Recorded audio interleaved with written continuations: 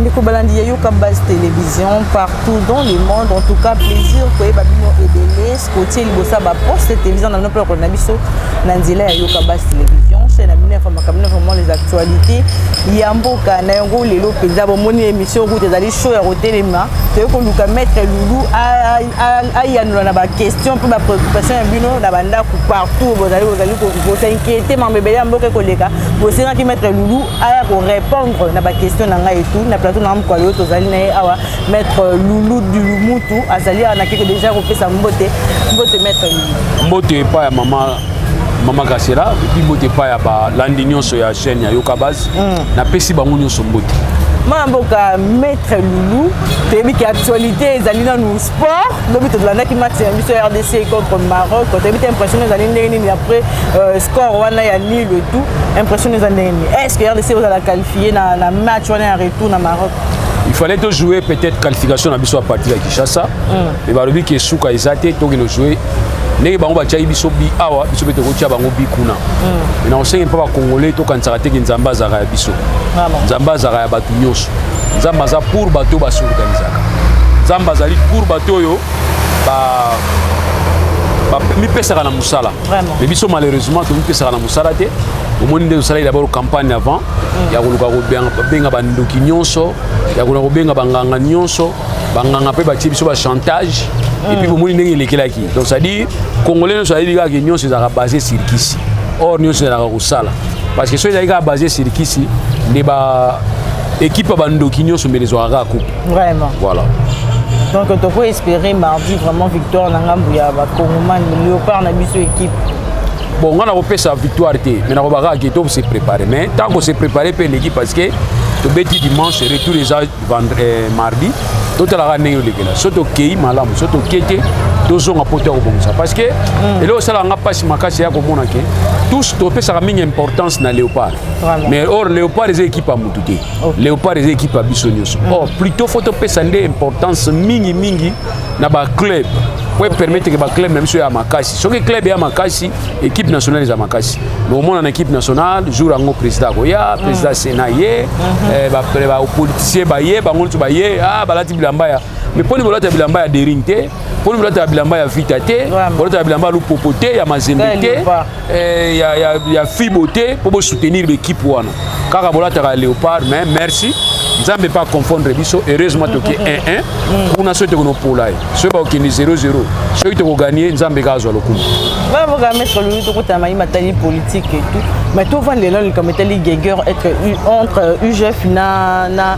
ministère d'enseignement primaire et secondaire to ebite ni ne koleka yango ni ne koleka na papa ya UGF le ba ko lutema kama finga mitro mikolo likama ngo ezali bon omoni eloko eza na bamboka nyonso oyo misala eza kosalama bien oyo l'état aza kosala discipline mpe ezalaka parquet aza na baerreur na ye azalaka nango mais bapesaka parquet erreur na miso ya bato te atako asali mabe yango omoni bamagistrat oyo bazalaka na kati ya parquet soki basali neti erreur ya kolandela mutu to erreur bazwaka sanction moko na kati bazalaka expose te parce que sinon ekozala nde nini magistrat kangaki pour une raison d'enquête on fonde bakangi magistrat wana c'est que bazwa na possibilité au sala musana bango normalement te oh bato ba IGF bazali ko rechercher ba infraction pour tika sa musana pour tika yi asala musana ba komi ko remettre ba rapport né en cause ba comme le ba rapport né commis vraiment trop sélectif et tout ça dit ba rapport wana ko la remise en cause à condition que tant azo pesa bino ba rapport à ko sala justice pesa la musana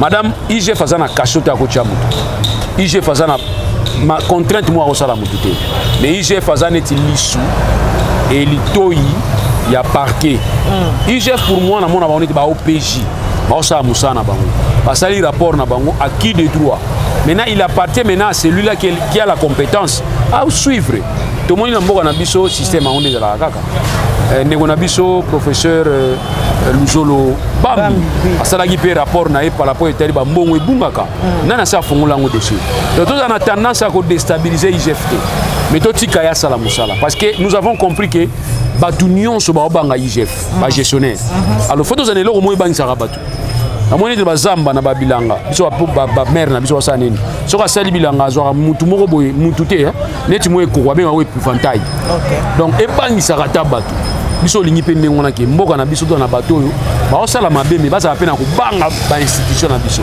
Alors pour moi institution les ba IGF ba IGF ba Senaref c'est-à-dire structure de la raconte ceux qui lutter pour la finance ba détournement finance.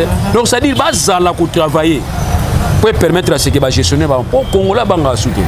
Congolais ta yo IGF fazo kanga jisi kanga bato ba ko ndeko yiba mbongo l'état. Alors qu'est-ce que comprendre te banga soutenir qui moyibe ko continuer. Alors on se voit tout possible tout bana ko tchaba ngo pression aussi bien na IGF pour permettre IGF. Kasi na dossier wana penda ya EPSTO comme on a mais pas si ba rapport on a flou te pas si ba rapport il appartient bino au batangi ba comme on a bino bokino mema ba suite na bino c'est comme ça se passe au fundinga ngana ena preuve nanga usambisinga doke ko samba et puis ba libérenga to ba lavenga nazongi na cité mais oyo ba fundi yo tomboki olingi bato baloba te bomonte ba petit na bino bobanda kofinga parquet bobanda kofinga magistrat bobanda kofinga IGF wana eza génie eza normal te na mboka mususu batangi komo na yo faut démissionner d'abord yo moko mais pas na biso batangi komo no siliki o fâché eza kana mboka na biso na mona ba osambisa ba structure ya ligue censée ko contrôler biso au moins na niveau ya gouvernement na bango c'est la première fois na bote mana mona ministre azo sona na conseil d'état ministre azo sona na conseil d'état na mona noté c'est la première fois bato ba mettre en cause des structures ko aider bino to aider rabino tant bakanga bato musu be ta maboko tu ko mi tourne bino boya ko se justifier vous on place ça so pena to ko mi ko banga makama ba projet ko suka kana ba détournement ko banga soudan on mo signer il y a 45 territoires comme on a une projet suspect il y a des caissements bon et salemi on mo na suspect ndenge ni mo mboka parce que constitution na biso à prévoir ba disposition ya koloba ki mboka na biso etambola na décentralisation mode ya gestion za décentralisation vraiment décentralisation ezani kopesa ba province na province autonomie financière kopesa ba province na province moyen à travers la caisse ya péréquation na ba province eza muke nanti moins nanti kopesa ba rétrocession à 40% retenu à la source voilà ba monde oyo constitue à prévoir qui na otali mode ya gestion ya mboka mais bino bolobi oyo yango te vraiment bolingi nini oto kopesa su bango 40% te batindaka mbongo nyonso ya nana Kinshasa apete olongola mbongo mokie tozongisela bango mbongo batindela bino ezalaki 1 million totangi na classe 40% 1 million eza 400 millions soit 400 millions zongisela bango ekomi ono moyen te banini ba dépense à souveraineté ba institution ayo ezosenga mbongo bozwi 1 million wana bokoafe opesi bango 50 000 na 400 000 dollars bino opesi bango 50 000 boyesi bango na kati wana bosala nyonso développement ba province gestion ba province bofuta ba ezotia mobulu no mama alors siko boyesa biso nanu nini eza mabe bino oza mabe uye mode oyo constitue apesi biso ya mabe ngai mode oyo constitue apesi biso ya malamu parce que biso moko te tozoboma mode wana so de respecter ba principe ya mode wana bokomona ke ba province na ba province eko se développer parce que découpage à 26 communauté mais là ça pas problème et pesi pe na mbala moko na décentralisation pona ko pesa chaque province possibilité de rejoindre 2 organes seulement toi na assemblée provinciale toi na exécutif provincial bango ne baza autonomie bazo gérer exécutif bazo gérer assemblée provinciale je surveiller exécutif ba otambola mbongo ekoti biso tout omoni mbongo ekoti combien mbongo de dépenser bosali budget to yebi budget na biso balobi ke soki mbongo elekani botini na caisse à péréquation exemple nini province ya Congo central budget na bango ebimi 1 million basali recoupement ya mbongo na bango so bakozwa to recouvrement mbongo bakozwa ebimi c'est exemple 2 millions bokolongola ka 1 million 1 million kande bokolongola botie na budget na bino 1 million kolekana wana bozwi yango botia yango na caisse ya péréquation na kati ya pesa péréquation ba province nyonso epesi bambongo elekani alors sikoyo eko permettre siko biso nini eko permettre biso province oyo ekotisi mbongo te exemple province moko songolo mpaka na place ya budget na bango atteindre 500 000 batteindre kaka 300 000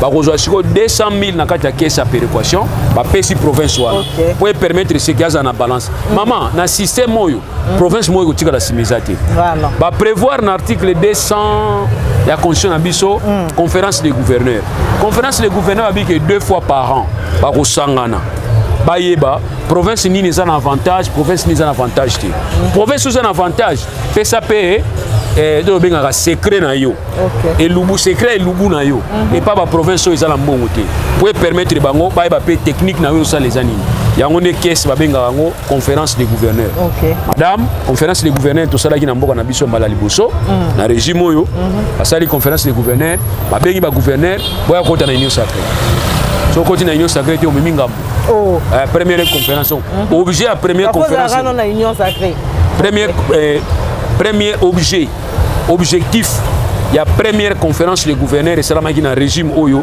adhésion à union sacrée to ebisi bango ezalaka boité conférence des gouverneurs les lieu moko par excellence au gouverneur nyonso aya kozoma yela ba gouverneur o bazo progresser vraiment wana tozi solution na ngote ba osala la deuxième conférence à gouverneur basala ika na régime ezalaki ndeni lobi ba osala ngo lelo bakangi atuma tubwana ba memi neti muyibi ba gouverneur oyo oyo sikilaki bomoni bino moko alors ba gouverneur ba osala la conférence des gouverneurs lobi ba umi kobanga oleba ya na objectif à sika pour permettre ba province de se développer parce que l'objectif à conférence des gouverneurs yangwa il faut que conférence des gouverneurs botala ba développement ba province siko olege ba ya na deuxième objectif ya deuxième conférence des gouverneurs ezalata développement ba province ba pas président ba bisi président tala ba mokanga biso batela biso ba longola biso na misala te deuxième objectif ya deuxième conférence des gouverneurs madame yango wana donc pour nous sabino que nyonso yo législateur constitution prévoyaki pour na mboka to sala madame je vous dis la vérité malgré bonne foi ya président Tshisekedi Félix béton malgré bonne foi na ye akoyi ko changer jamais disposition de la constitution na ndenge oyo constitution alobelaki ça sera aussi violer la constitution je parle en tant que scientifique sous réserve ya si science scientifique musuba holandanga donc réforme ya constitution ya ko non osala honte ko changer mode ya ko diriger mboka na ba système bazo sala lelo à 145 territoires mode wana eza prévu dans la constitution madame comprendre alors quel que soit bonne foi na ye pour ba province développer mbala moko parce que ils retard il faut aller gaga ndenge constitution alobelaki il faut aller kana cadre ya autonomie ba province parce que balwaki likolo ba pesa ki 500 000 na ba province na mécanisme ni par quel mécanisme to benga ngoni ni rétrocession vraiment voilà alors si il y a une rétrocession il fallait que compte sur na carte trésor provincial et côté so que côté na carte trésor provincial exécutif provincial a joué yango mais à kolanda budget na yo ya présenter qui dans assemblée provinciale je donne l'exemple chef d'état pesa bango 500 000 ba province nous a 500 000 vous avez belé na ba province mususu na Congo central ba loala ba 500 000 ya fola mais la province mususu eze belé et que ça appelle le monani que 500 000 chef d'état tindaki yango to sali musala boyoki yango salamité alors c'est pourquoi toujours préférer to sala o biso to lingi ko sala malgré bonne foi na biso to tika o constitution à prévoir yango na biki ngana za d'accord te pour na makambo eteli makambo ya ba 145 territoires je suis pas d'accord moi mboka kasi pona bayi o bazali bayi politique ba koloba ba ko senga suppression ya ba institution ti ba assemblée provinciale koloba nena c'est na ba bien ko liambongo inutilement ya mboka ah olobeli ba député provinciaux et tout bazala rappeler misala ko sala mais ba toujours ba ko penser pour supprimer institution wana mais cela ne veut pas se passer directement madame même dans une révision à la constitution cela ne se passe pas que Mika ya télé m'a dit que le bateau changer constitution de l'andi Mika non tolanda Mika tolanda ndeni yebisation point il faut tolanda a proposer quand même ya on a dit que point il faut y a proposer parce que tant que na kabila za opesa zo proposition na te mais belé ba tant où y a longwe na pouvoir ya kabila et na pouvoir à Tshisekedi na ba proposition wana c'est là jour au cours en opposition on peut sa proposition parce que proposition na ezani ya ko zo mandat chef d'état comme sango 7 ans, oui. C'est là jour où on est en opposition, on peut sa proposition. Parce qu'aucun opposant ne peut nous donner ça. Opposant le mot on peut sa proposition. Jamais, battre les millions de millions. C'est comme ça que comme il tourne à Bango, comment on a pouvoir proposer. Il y a une proposition qui est la opposition. Vous comprenez? Il était. Il y a aucun pouvoir, aucun pouvoir. On va avoir côté pouvoir. Mais pendant que les Français, on a septennat, comme un quinquennat. C'est-à-dire qu'on a 7 ans pour le président, il y a 5 ans. On a 5 ans pour qu'il y ait 7 ans. Ils ont un sens. Et puis, motivation, il y a Mikaï. Pour faire un grand frère, il y a Mikaï. Motivation, il y a Biso pour ton dimayo. Alors, le chef de l'État pour un coquille, ça m'a cambo, il va poser à parce qu'il y a Yébiki, Azolingo Benda sous 2 ans, c'est là. longwa na kati ya union sacrée kota na opposition bien kota na société civile en français désintéresse-toi na makambo etali makambo ya union sacrée comment être indépendant. Ok, après au principal net siko ngalelo na ba soneti lamuka epesa proposition. Oh, lamuka ndi mtu epesa proposition. Nandimi. So abiki yo mandat chef de l'état isa muke 5 isa muke ndenga za wana moyasi sa programme nezate bo bakise sous 2 ans. So yo tino opposition na undima. Wana koyoka. Mais uti pa ya vient na biso bikai, vient bikai. Donc l'union benda plaisir. Prolongation sur le flatterie. Tu n'as vu flatterie, vient de benda prolongation. Des matchs et Sili Bozo pour la prolongation sur Anine. Donc, il y a pour bateau match pené Sili. Match et Sili prolongation Bozo pour la prolongation Anine. Sur match dernière cartouche pour appeler d'accord dans 145 territoires appelé dernière cartouche à chef de l'état côté ah wana sukwe baby parce que ko yeba ndinga ko sala les na premier mandat na jour au prétagi serment. Parce que on organise que mandat ça se prépare tant on commune en soukate. Mandat tant on prêter serment yeba ni no sala. Vous comprenez, madame, c'est comme ça. Et en plus, ce qui peut simbiquer, il y a simbaté. À la chance, on peut sa deuxième candidature. À côté, ça va bien. Alors, on a bambika été. Quand on a bambika été, parce que boulou, on a même Kabila Zaki Mabé, Ayaki Namoute. Kabila Zaki Mouté, Mabé, Makasi, n'a côté tel politique. Mais Ayaki Makambo, deuxième, il y a 7 ans. Abimi, à notre moi, idée, moi, qu'on benda biso musika, na 16, na 18, n'a benda qui biso, tout ça va bien bika, il n'a pas tout mususu, va benda qui boulou. Parce que nous avons appelé ça, c'est Oumela. Et ça qui Bango. Donc, on a dit que bateau yo basala mabe na raïs, on a droit koloba mingi de l'autre. Bakolo bana bango, mais koloba ka mabete parce que côté sous na pouvoir. So koloba mabe aux en opposition parce que aux na raïs, na ko comprendre yo. Que boule copé sili, musale sili. Mais so aux na raïs, au longwe kuna, on va continuer sur on a béton. Na même discours aux na raïs, c'est ko ko mutia mabe amboka na biso. Alors bato ndenge on zandeni. Ce qui mutu bozo la nanete, ndenge na zawa bango toujours. Kabila, on a un problème télé. Kabila sont à qui m'a bouillé. Vraiment. Na droite. Et que bateau, bazo kosaki Kabila, bazo qui m'a gauche, to la nanane. Au moins il faut de la bateau, ba kosaki Kabila. Parce que président Moussa Boya ba kosaki ne ba kosaki Kabila. Et on dit biso de ngolo ba vérité. Pour changer constitution ça problème té. Et ça li soumuté. Mais d'abord boter la ba point au bo toucher pour changer. Mais na boule au vient nanga. Donc, ancien président de la République, parce que moi, je suis dans l'entourage des Aki Mabé, Moutou, Moubango, Moutou Kabila. Conseiller Liboso, Isaranani, Ngamoko. Moninga conseiller Liboso, Moutou Moko a conseillé à kolega Luluté. C'est-à-dire Lulunga. Moutou Moko a conseillé à kolega Ngati. Pour que ça n'a pas conseil, pour matin de Kouroba Mesa, pour matin de Kouroba Tol, Bozo Ganga, na Soyo Kabino. Décision à Souka, conseiller à Ngande na Bozo. Botika loka pampa mano ba conseiller ba conseiller. Mikolo Nengwana. Vraiment. Eve soka liagi mbuma, seka linga mbuma, c'est plein na mopo abike les fruits étaient beaux à voir. Vous comprenez ça? Soki mbuma wana ba bike zaki salité, mabe Eve melali yango te. Ba bike zaki kitoko na kotala. Yango ne Eve pa koyaki. Faut ya Satan te, faut ya nyoka te, faut ya Eve tala mi mbuma wana. Donc to lobi ke mututa ko sabino ke conseiller za mabe. Conseiller Liboso za mutu yomo. On a les caméras, il y a changement, il y a vieux. Antoine, on a un système à vieux. Vieux Mikaï, n'a pire esprit, on a vieux nanga, boulouana, c'est là jour comme en opposition. Après, ce qui faillit la l'équipe, mais ce qui on a l'opposé à chef d'État l'équipe. Et ça idée on en tant que député, on a félicité. Mais pas la suppression, mais institution on a toujours eu la suppression. Mais pour la OEP, nous avons fait ça pour les gars en France que ballon la président en France, allons on a septennat comme on a quinquennat. C'est parce que il faut constater que le président en France n'a système bazaki nangoana. Président en France n'a système bazaki nangoana, dans un système semi-présidentiel en France. Ce qui veut dire que le Parlement n'a pas na yango ya kusala. Premier ministre il faut outa na kati ya Parlement. Alors, tant que le président a 7 ans et que le Parlement a 5 ans, 2 ans moko ezali kotika la wana. Donc c'est que le mandat ya Parlement aussi là déjà, il y a président qui continue pendant 2 ans. Alors le président a mal chance à kokuta na nouvelle mandature. Il y a un nouveau député. Ce qui majorité ça y été. Ils ont créé net mois désordre moko ya cohabitation. Pendant les 2 ans, il y a un moment où c'est décidé qui dans le cadre de la révision. Pas jouer septennat, c'est-à-dire 7 ans de mandat, pas comme ça 5 ans. De manière à ce que le mandat est premier ministre. Ton mandat est majorité où ils allaient échapper président. et si la mukolo moko na mandat ya président de la République. Siko papa viens bikai. Soko le bito touché à chef de l'état tout misango 7 ans. Ba député pe pour 7 ans. Tamaka. Est-ce que vous comprenez? Est-ce que vous comprenez que vous avez ça biso? Vous comprenez que Dieu n'a tous les respects, c'est là tant qu'on commence. Pour naviguer calamité beaucoup comment. Ba ozo en opposition. Ba ozo en opposition. Ngala za na mutu a parti politique, na mutu ala mukate, na mutu a qui ensemble té, na mutu a FCCT a PPRD. Ngala za na société civile. Mais né na omoni là ba ozo ba to bazali ba ozo en opposition. Bo c'est la joue ba ozo en opposition pour pesa idée. Pour la suppression banini.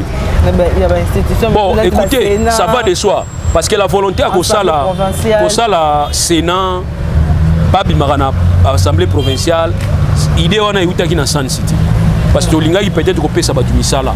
Eh madame, donc on peut s'abattre misala, et on doit créer des postes belé, et on créer des postes wana. Parce que moi personnellement, limisanga, na mon vraiment importance à Sénat. Vraiment. Moi personnellement. Oh, deuxième lecture, première lecture, deuxième lecture. Na mon rencontré. Et quand on sait que quand il y a conflit entre Sénat et l'Assemblée nationale, c'est la décision de l'Assemblée nationale et Zaralikolo. Bon, je ne sais pas en tout cas personnellement. Tout le monde peut pas payer Moussou et le Sénat, net na Sénégal. Mais qui ça l'a dit que bon on a foutu à Sénat, na jeu on a cédé Makamoussou pour le peuple. Donc pour nous tout simplement on a n'a contre. Donc ça va partir de soi. Ceux qui ba député provinciaux, ba l'on la plus sénateur. On a un pour ma gravité. Mais nous avons réfléchir. Avant qu'il y ait une réforme, réfléchissons d'abord. Pesa temps et pas scientifique, professeur à l'université en droit, politologue, ça dit moi élite, groupe élite, réfléchir. Si on va réfléchir ici, si on va aux décisions. Donc, par exemple, il y a Léopold, le roi Léopold, a eu une décision pour le Congo. A tinda une scientifique. Corps scientifique qui a exploré, a mené les rapports. À l'issue de ces rapports, on a décidé qui. Alors, bien la politique vous a précédé. Quand on a une décision pour le Congo. Il faut d'abord que les scientifiques va réfléchir, va avoir une option. Après, va passer bien aussi, mais on a une décision. Mais au bout de chef de l'État, Tolingio Ming, Tolembio, on a noté, Topesio sous 2 ans. Vous avez beaucoup en opposition, après vous avez dit parce que vous avez Kabila Tolembi et noté, parce que vous avez dit Kabila comment on donc vous avez Kabila retourner en 2023 retour il chef de l'État, il y a ancien chef de l'État Joseph Kabila Kabange donc on a une saison parce que ça crée un débat et tout et éviter aux allez on va ni la maramouana constitution et limbo la très bien. Est-ce que disposition morotine na rata constitution que balobi et si comme disposition morotine na constitution que lobela que et peki si retour il y a chef de l'État a sous postuler en 2023 le monter ko peki ça y est total le odo peki ça y est le odo peki ça y est ça ni conscience na mutu conscience na mutu faut da to banana na conscience na mukilia faut da rappeler na conscience hein tous à na conscience il y a pour ma conscience ce dossier conscience et vous allez malamu j'ai d'autres un article lobby OEPC moins limite par rapport à Nango et puis il permet de discuter. On a Némi Moula, on a TV5. En tant que scientifique ou en tant que fanatique à Kabila. Votre professeur Némi Moula, vraiment. On a dit en tant que scientifique ou bien en tant que fanatique à Kabila. On a il faut répondre. Mais en tant que scientifique, il faut que nous ayons une chaîne. Il faut que nous ayons un séminaire, un master. Moi, je ne même pas Vimbata. Pour les gars, interview ou répondre. Mais quand il s'agit d'un sujet au sein d'un débat, soit nous devons réfléchir autrement qu'un ou un scientifique, tout se respecter, tout solo là. Donc il vient bien, niveau niveau na autant au bout de niveau ni. Tant au maire na bino l'hôpital la matinée avec aboti moi na mobali niveau ni yoaki nango. Donc c'est que ba niveau ni solo qui yango. Et on a ba que moi plus je préfère parce que tout va ressortir débat dans sens ndenge. Balobi boyo. Le président de la République est élu au suffrage universel direct pour un mandat 70. Ouais. Un mandat de 5 ans. Renouvelable une seule fois à la fin de son mandat. Le président de la République reste en fonction jusqu'à l'installation effective du nouveau président. Abiwana ba kolobila détenteur ya pouvoir. Ceux qui déjà le mois qui a kini a kopé mapé a koya kozonga en 2023. Pour déjà tika qui pouvoir. OK. Le président de la République est élu au suffrage universel direct pour un mandat de 5 ans renouvelable une seule fois. Qu'est-ce que signifie une seule fois? Ça, il faudrait te dire, ils sont français. Ils sont français. Vraiment. Hein, français. Une seule fois, ça veut dire quoi? On pouvait dire une fois. On pouvait dire une fois. Mais quand il y a insistance, on dit une seule fois. Ça, c'est il faut comprendre. Hein, place tout ça, les accords français. Parce que nous ne pouvons pas amputer par la constitution. Il faut que une décision écrite à côté. Parce que la constitution a deux parties. Tu as écrit et esprit. Esprit et zani. Vraiment. Pour la semi-présidentielle. C'est parce que nous avons compris que nous avons donné tous les pouvoirs de par président dans le système présidentiel. Et parce que le pays est colonisé par les Belges. Les Belges sont dans un système un système de république. Et ça, système de république, mais les Belges sont dans un système de royaume. Le peuple n'a pas un roi qui est éternellement. Alors nous étions colonisés par Bango. Alors cette velléité est l'attaque Bisso. C'était sur mon que les Belges étaient Bisso loi fondamentale wana ezalaki bango basalaki na kokanisa kana ba réaction to na culture constitutionnelle na bango. Yango bapesa biso yango moni Lumumba na Kasavubu epesaki mo mbaimbai. Soko tel na kati ya loi fondamentale balobi que le président peut révoquer le premier ministre. Le président peut révoquer le premier ministre. Donc tozaki na kati ya système wana neti ya héritage ba bengo ba tar. Tozaki neti tar. Neti moi ba jeune moko tozaki ba ADN ya culture, il y a constitution belge parce que bazaki royaume. Et nous avons évolué dans le cadre de créer un conflit. Mobutu a écouté. Mobutu peut pas changer. Mobutu a juste sur la terre wana a tiena mutunaï. Tu as une partie unique. Mobutu a essayé ma bé. Tu as une partie unique. O lingo lingate aux en un père. Moi na zanga tali buma pa maman na ya za mutu a un père. Donc Mobutu a développé. Madame crainte wana. Et ça là qui est na conférence nationale souveraine. Na kati ya conférence nationale souveraine Mobutu na makantina habité. Faudra qu'il y ait une conférence constitutionnelle.